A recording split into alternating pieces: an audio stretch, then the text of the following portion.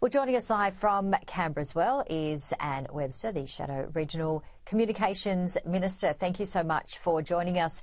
So yesterday in Parliament, a bit of a heated discussion between you and the Prime Minister. Let's take a listen for our viewers. The Prime Minister told the Bush Summit, and I quote, "I won't BS people."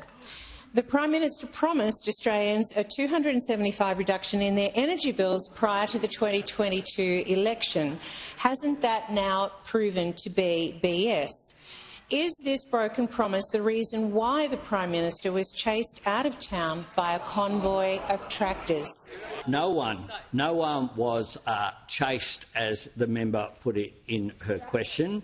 Indeed, because of the presence of the AFP, I attended a dinner the night before. I went around all of the tables and discussed that with farmers. And your reaction, Anne, it was certainly a big day in Ballarat and certainly lots of tractors. Did he really get chased down by the tractors? Yeah, absolutely, Janie. There's no question about that. I mean, the ability of the Prime Minister to reshape facts is really quite extraordinary. And the fact is that protests were there. They're farmers. They're people who would prefer to be doing their job on their farm, producing food and fibre for the nation and the world. They don't want to be at protests. But the fact is they have been. And the Prime Minister alluded to a previous protest where I stood by my community in Horsham, that he had, gone to Horsham to open the riverfront precinct, actually, which the Coalition had paid for. There's just so much wrong with the way he presents this story. It's extraordinary. The fact is, regional communities are the ones bearing the brunt of the railroading approach by both the federal and the state government. And, Labor ought to hang their heads in shame in the way that they have managed the renewable rollout. We did hear New South Wales Premier Chris Minns at the Bush Summit in Wagga last week say that there was ample evidence that there were more renewables for regional areas than the city. That's pretty obvious, most people would believe. But what is going to happen, Anne? Because we do have an energy situation. We've got to get to net zero lower our emissions, whether we want net zero or not. I think most people are under the assumption of that, regardless of what spectrum people believe in terms of climate change. Where are we going to put these renewables and how are we going to do it in a fair way? Well, I think, Janie, to assume that renewables is the only approach, and that is Labor's approach. It's all renewables, which has been proven to fail elsewhere in the world. Spain attempted it and got to 100% renewables. And, a week after they did that, their power system fell over. Renewables are not the only answer. We all want a healthy planet. There's no question about that.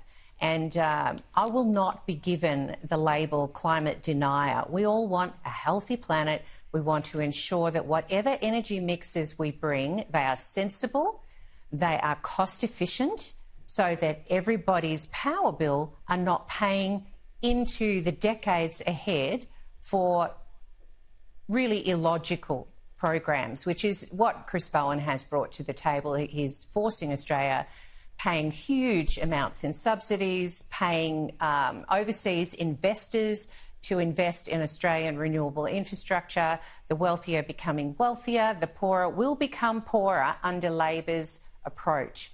What we want to see is a sensible, technology agnostic approach to energy. And certainly the Coalition is looking at that. The Nationals definitely are looking at that. And we will be bringing those policies forward. And I look forward to that because the debates need to happen in fact, in real time, not in this mythological space that Chris Bowen lives in.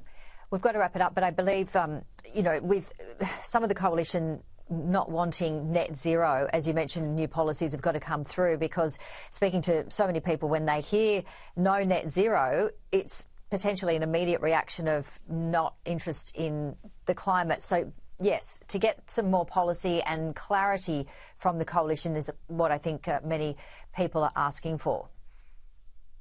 Absolutely, and I am too, and I can assure you the Nats are very focused in this space. We have a lot of discussion about energy possibilities into the future, and I look forward to us bringing that to the Australian people. Ultimately, hopefully, the Australian people decide, because where we are heading right now is disastrous for the Australian economy and for people's cost of living crisis, which is only going to get worse under Labor. Anne Webster, thank you so much. Great to see you.